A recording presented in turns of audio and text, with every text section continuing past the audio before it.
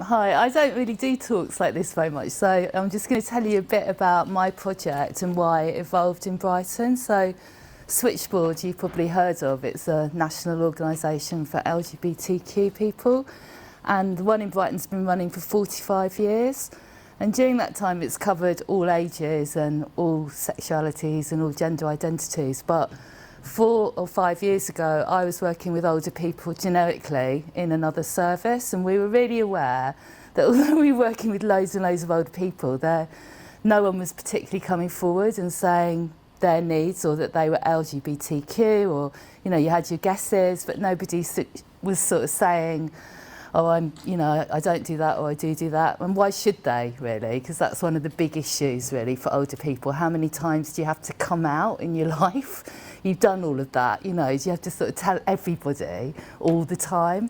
You know, it's kind of something that they're just well over. As you can imagine, if you have to do it yourself, it's bad enough. So we work with the council, because we are in Brighton and Hove, as you know, beacon of LGBTQ pride, and said, look, we really don't know, where are the older LGBTQ people? They must be here. Do you know how many there are? And are you working with them, and how are you doing it? And they were saying, no, we don't know. So they gave a little bit of money to Switchboard to kind of explore that, really, and I got the job 4 years ago, which was very exciting because you don't normally get the job you want, and I really wanted it. So we started 4 years ago, and I guess I did a lot of going round all the different services, GPs, voluntary sector, social care, care homes, just talking to people, AGK, all the sort of, you know, usual suspects, and said, have you got LGBTQ people who identify as that in your services? Can I meet them? Can I talk to them about what they want? And they were sort of like, well, we don't really know. So we put on a lunch. It was sort of like, you know, if you build it, they would come. And we advertised a lunch in Kemp Town on a Saturday, and it was pouring with rain, you know, typically. And we just publicised everyone and said, come and tell us, are you okay with services, or are there things that you want? And we had 50 people come, and it was amazing. And it was kind of, you know, people from drag queens to sort of really quiet little people who sort of just, you know, had worked in admin all their life and hadn't really talked about it. And they said, yeah, we're here, but like, where would we meet other older people? How, you know, we don't go to clubs, we don't go to pubs, we might go along to a day centre, but, you know, where would we actually connect with other older LGBTQ people? So my project started by sort of doing drop-ins. So we did 1 a month, then we did 2 a month, then we did 3 a month, and we do them around the town in sort of cafes. So it's not like hidden away in the church hall where we're really, you know, going in with our sort of incognito. We're just in a cafe with little rainbow flags, so that if anyone's coming along, they know that we're there. And it was just a real chance where people could come and meet each other, you know, because it was that thing about, well, I've lost touch with people, I don't go out anymore. Or, you know, another really big issue in Brighton is that a lot of people move to Brighton when they retire because they think it's going to be fabulous. And it isn't when you're old and you're not sort of out and about and doing stuff. And, you know, the thing about the Prides is, Trans Pride, we had 6,000 people this year come to Trans Pride. It's really growing. Brighton Pride, as anyone will tell you in the community, is very, very corporate now. People come from all over the world to it. It's not actually very local, and it's certainly not something that if you've got mobility issues or visual impairment or any of those sort of things that you would go to, because it is just too massive. So people were saying, we want to be able to meet each other. And through those groups, the issues started to bubble up, really, which impact on your work. So people come here to Brighton thinking it's going to be great, and they're completely isolated. Well, they come here with a partner, the partner dies, the partner gets dementia, they lose their mobility, they lose their sight, they lose their confidence. So people become very, very isolated in glorious gay Brighton. You know, it's kind of they're very hidden, or for some of them, they become very visible. So a lot of older trans women that I work with will dress in quite sort of traditional feminine ways, become really sort of targeted on the streets by sort of really, you know, hate crime is quite high in Brighton. So although we have a really big community, that it's not perfect. Nowhere is. And particularly I feel that the older trans women are very, very vulnerable in our community. You know, we have a lot of students in Brighton who don't get the LGBTQ stuff and don't get the diversity that we have here. You know, you'll see that walking around the streets, and a lot of those people have had a lot of abuse on the bus, people moving their children away from them, all of those things still go on. So it's kind of really tragic that even if you do get out there, sometimes you can have a very sort of horrible experience and that will set you back. So people have, you know, said the other things they really worry about are, you know, housing, because again, if you just moved to Brighton, you'll know housing's a nightmare in Brighton. Most of it is inaccessible. A lot of privately rented housing that becomes unsuitable for people as they age or their needs change. And for the LGBT community, again, one of the really big things is that it varies, and it's not a this is it, but for a lot of people in their late 60s, 70s, 80s and 90s that I worked with, because of their timeline in terms of their sexuality, they haven't got families. They would have fallen out, a lot of them, with their birth families when they came out and declared their sexuality or left home or went to London or whatever, and they haven't got children or grandchildren. So again, as you age, I know this myself because I'm caring for my 83-year-old mother, your children pick up the slack on social care. I mean, I've done 5 hospital appointments in the last 2 weeks with my mum. You know, if you are on your own, you haven't got someone to do that for you. So often people, I think, will reach sort of health services and social care services through a crisis rather than a preventative, oh, I'm not sure about whether I should get this checked out, because they haven't got that family around and say, oh, go on, mum, you phone the doctor, and you know, you need, and even to decipher sort of hospital appointments and to get to them, because we have quite a lot of different hospitals in this area that people go to for different things.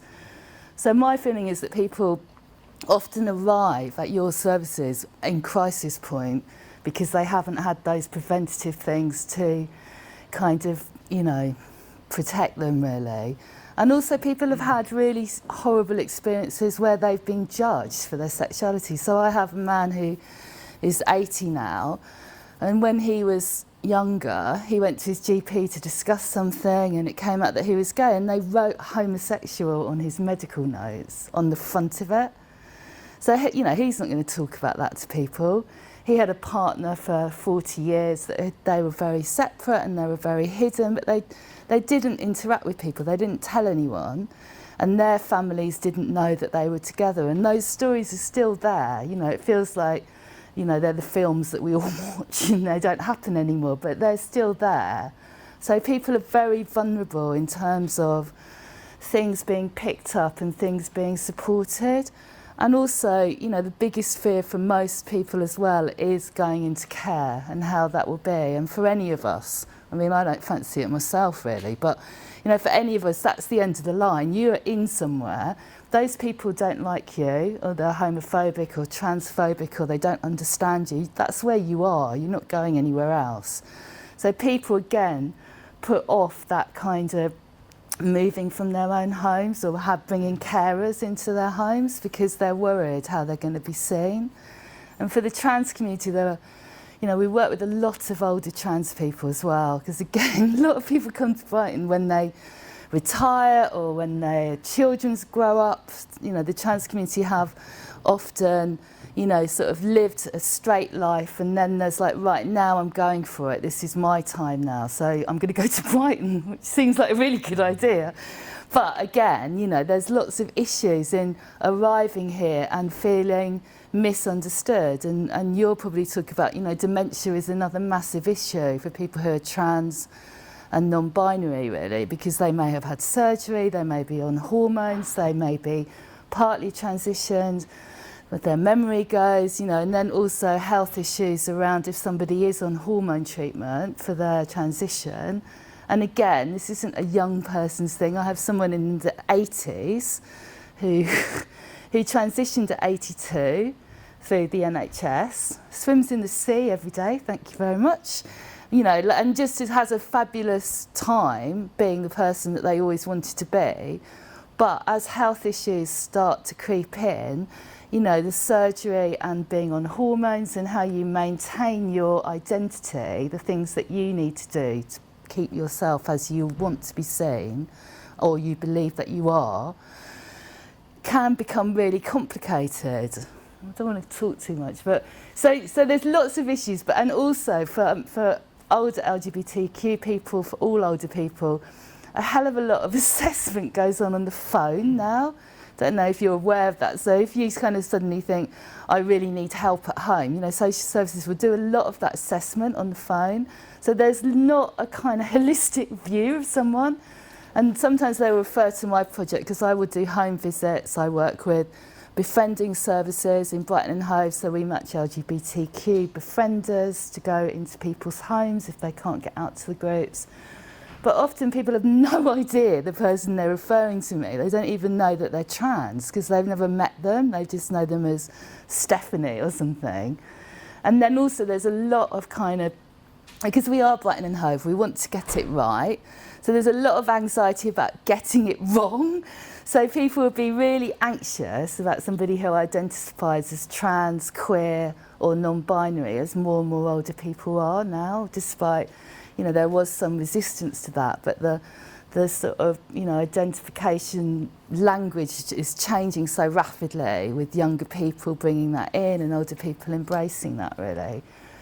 But there's a lot, often that will kind of obscure, you know, actually somebody's, you know, got a bed sore on their leg or something because they so want to sort of use the right gender pronouns or, you know, not offend someone that they kind of miss the obvious. So it's quite interesting, I think, that we, you know, sometimes we so want to get it right, we miss the obvious, that actually somebody just wants to tell you, oh, you know, my cat's not all right, or, you know, because we're trying to use the right gender pronoun. So, and of course the other thing is that people have lived through and experienced really often quite horrific homophobia, transphobia, you know, sort of, you know, have had, you know, criminal records, so that might affect them volunteering as they're older, because we all have to have DBS checks now, of course. But, you know, there are whole, you know, they have had sort of, you know, quite horrible things. I mean, I've had 2 people that I work with who their partners were murdered in the street. You know, it's still there, and that's what those people live with. So again, as time goes on and people hit a bereavement, all those bereavements can trigger again. You know, that you lost your birth family, that you didn't have kids, that your friends, you know, died in the AIDS epidemic. You know, all of those things are kind of there. So it's kind of, I mean, they're an amazing group of people to work with. I really love working with them. They're not all easy, because of course they're not, you know, they've had to fight for things. But it's still kind of unpicking and looking at what would make things easier for them. So at Switchboard, we now have a dementia cafe, and a rainbow cafe for people who have dementia or memory loss, because they found that very difficult fitting into a generic service. It's not to say that they don't use those services for information or for a drop-in or something, but they actually wanted to be with other LGBTQ people so they could just not have to hide anything. And actually with dementia, it's quite difficult sometimes to hide things, and it can be difficult for partners. So, yeah.